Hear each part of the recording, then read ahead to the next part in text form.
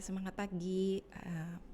Bersama saya Nikoma Septiano Rizka membawakan podcast mata kuliah komunikasi bisnis. Tidak kerasa sekarang sudah memasuki pertemuan ke-13 dengan materi kuliah negosiasi. Sebelum memasuki bab ini, kemarin di awal pertemuan kuliah saya sudah sampaikan berkaitan tentang tugas, real play, negosiasi. Jadi mungkin teman-teman sudah menyiapkan itu untuk mempersiapkan syarat dari ujian akhir semester ya. Itu merupakan salah satu syarat ujian akhir semester dengan membuat video real play tentang negosiasi. Nah, di sini negosiasi itu pengertiannya apa sih gitu. Istilah negosiasi itu berasal dari bahasa Inggris, negotiation.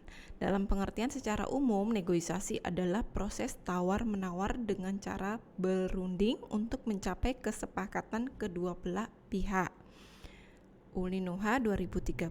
Sedangkan Robbins 2003 mengartikan negosiasi adalah sebuah proses yang di dalamnya terdapat dua pihak atau lebih bertukar barang dan jasa dan berupaya menyepakati tingkat kerjasama tersebut bagi mereka.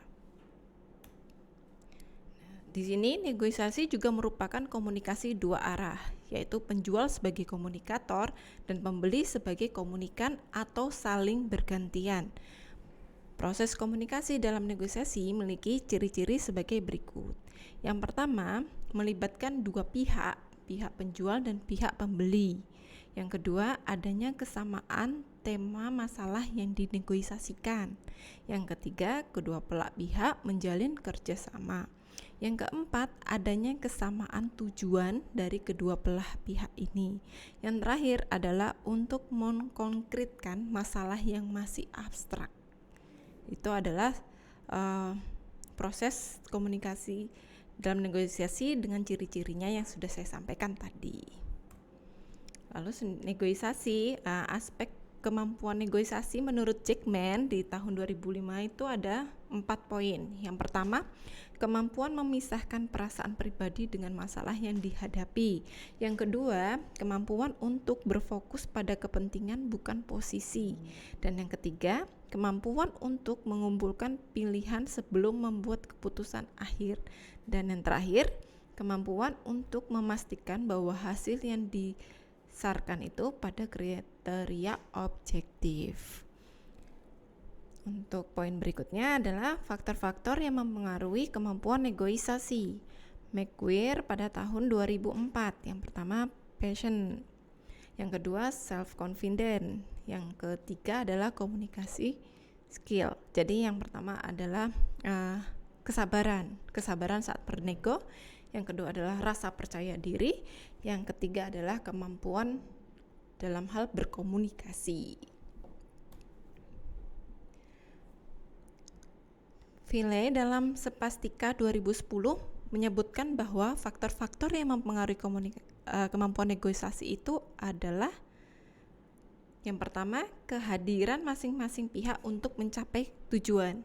Yang kedua, kepercayaan diri dalam memecahkan masalah. Yang ketiga, kepercayaan terhadap perspektif sendiri dan pihak lain. Yang keempat, motivasi dan komitmen untuk bekerja sama. Yang kelima, komunikasi yang akurat dan jelas. Dan yang keenam, pemahaman akan dinamika negosiasi. Di sini untuk tugasnya sudah saya sampaikan berkaitan tentang negosiasi real play. Jadi bukan tugas ya, ini merupakan salah satu syarat untuk memenuhi ujian akhir semester.